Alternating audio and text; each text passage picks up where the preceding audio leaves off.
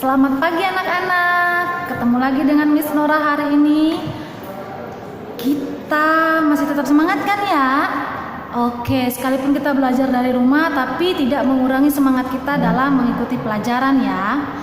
Nah, sebelum kita masuk ke pelajaran selanjutnya, pelajaran 2 masih di subtema 1, Miss Nora mau mengulang dulu nih materi kita yang kemarin tentang makhluk hidup ya. Makhluk hidup itu ada 3. Yang pertama itu adalah manusia, lalu ada hewan, dan yang terakhir adalah tumbuh-tumbuhan. Dan ketiga makhluk hidup ini itu adalah ciptaan Tuhan. Oke. Nah, di seputaran kita, di sekitar kita itu ada juga yang namanya benda mati. Tahu dong benda mati itu apa aja? Ya, benda mati itu contohnya seperti meja, ada papan tulis, ada lemari, ada kursi, ada bola, dan ada berbagai macam. Ada banyak lagi ya yang namanya benda mati. Nah, benda mati ini itu tidak dapat bergerak tanpa ada yang membantunya untuk bergerak. Misalnya kalau meja, dia nggak akan bisa bergerak sendiri kalau tidak kita yang pindahkan ya. Oke, sampai di sini paham ya makhluk hidup itu apa, ada berapa, dan benda mati itu seperti apa gitu ya. Nah, sekarang kita masuk kepada ciri-ciri makhluk hidup. Oke, ciri-ciri yang pertama itu adalah membutuhkan makanan. Jadi semua makhluk hidup itu pasti membutuhkan makanan untuk dapat bertahan hidup ya. Manusia, hewan maupun tumbuh-tumbuhan itu pasti membutuhkan makanan untuk bisa bertahan hidup. Nah, manusia dan hewan itu tidak dapat membuat makanannya sendiri, tetapi tumbuh-tumbuhan itu dapat membuat makanannya sendiri dengan cara fotosintesis. Nah, fotosintesis ini dilakukan di daun. Oke, sampai sini Miss harapkan kamu mengerti ya, paham ya. Nah, sekarang kita masuk ke pelajaran kedua, ada di halaman 11. Nah, ini adalah ciri-ciri makhluk hidup yang kedua, yaitu makhluk hidup bisa bergerak ya. Manusia itu bisa bergerak dengan menggunakan kaki. Oke. Hewan itu bisa bergerak dengan berbagai cara, ya. Bisa bergerak dengan berbagai cara. Nah, di sini dikasih contoh, itu ada di paragraf yang ketiga. Hewan bergerak dengan berbagai cara. Kanguru bergerak dengan cara melompat menggunakan kakinya. Ikan bergerak dengan cara berenang menggunakan siripnya. Burung bergerak menggunakan kaki atau terbang dengan sayapnya. Ular bergerak dengan menggunakan perutnya dengan cara melata. Jadi setiap hewan itu tidak sama cara bergeraknya. Ada yang bergerak dengan cara melompat dengan kakinya, ikan dengan siripnya, burung dengan kaki dan dengan sayapnya, ular itu dengan perutnya ya. Jadi hewan itu bisa bergerak dengan berbagai cara. Nah, bagaimana dengan tumbuh-tumbuhan? Bisa bergerak nggak? Oke, tumbuh-tumbuhan itu bisa bergerak, tapi tidak bisa berpindah tempat seperti manusia dan hewan, ya. Jadi kalau tumbuh-tumbuhan itu bergeraknya ke atas. Makanya kalau kita nanam tumbuh-tumbuhan, misalnya nanam bunga, itu dari kecil nanti sampai akhirnya besar. Besarnya itu memanjang ke atas, ya. Nah, itulah dengan cara seperti itulah tumbuh-tumbuhan bisa bergerak. Tapi sekali lagi tumbuh-tumbuhan itu nggak bisa berpindah tempat seperti manusia dan seperti hewan. Oke, sampai di sini Miss harapkan jelas ya. Nah, kita lanjutkan ke halaman 12 yang ayo berlatih. Perhatikan ciri-ciri alat gerak hewan berikut. Tentukan bagaimana cara hewan itu bergerak. Nah, di sini ada 5 hewan. Ada 5 kolom ya, 5 nomor. Dan berbagai macam jenis hewan. Oke. Yang pertama adalah monyet dan orang utan. ya. Ciri-ciri alat geraknya adalah anggota gerak depan lebih panjang dari anggota gerak belakang. Nah, sekarang tugas kita adalah untuk menentukan bagaimana cara bergeraknya, ya. Monyet dan orangutan itu cara bergeraknya bisa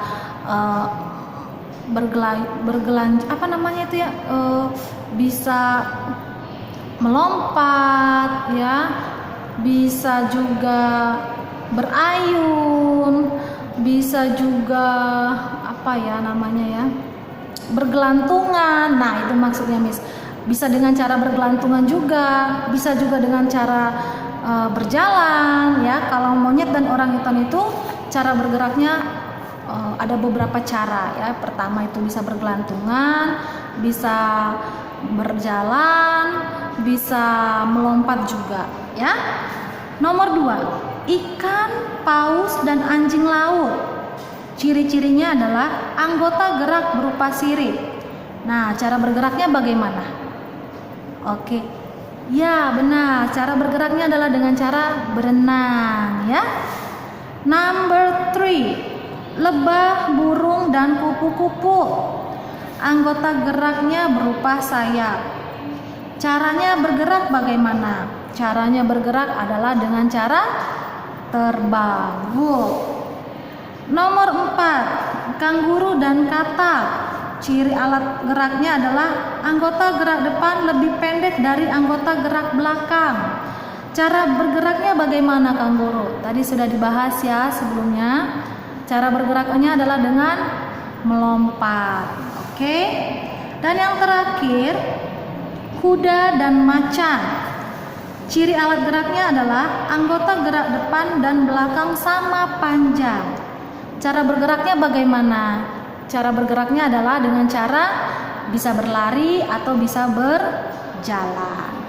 Oke, sampai di sini paham ya? Kamu tulis cara bergeraknya itu di buku kamu masing-masing. Oke. Nah, yang terakhir kita mau belajar tentang PKN. Ada di halaman 14 ya. Nah, 14 kamu bisa baca masing-masing di rumah. Ini mengenai Pancasila sila yang pertama ya, sila yang pertama. Ayo, masih ingatkah Pancasila sila yang pertama? Ya, benar. Sila yang pertama adalah ketuhanan yang Maha Esa. Ya, dilambangkan dengan gambar. Ya, benar, gambar bintang. Oke. Nah, kemanusiaan yang adil, ketuhanan yang Maha Esa, ya. Nah, kemampuan kita dalam bergerak atau dalam melakukan segala sesuatu itu semua merupakan kelebihan yang diberikan oleh Tuhan buat manusia, ya. Dengan bergerak, makhluk hidup dapat leluasa berpindah tempat. Nah, oleh sebab itu, kita manusia itu wajib bersyukur atas pemberian Tuhan, ya, atas keistimewaan yang diberikan Tuhan buat kita, ya.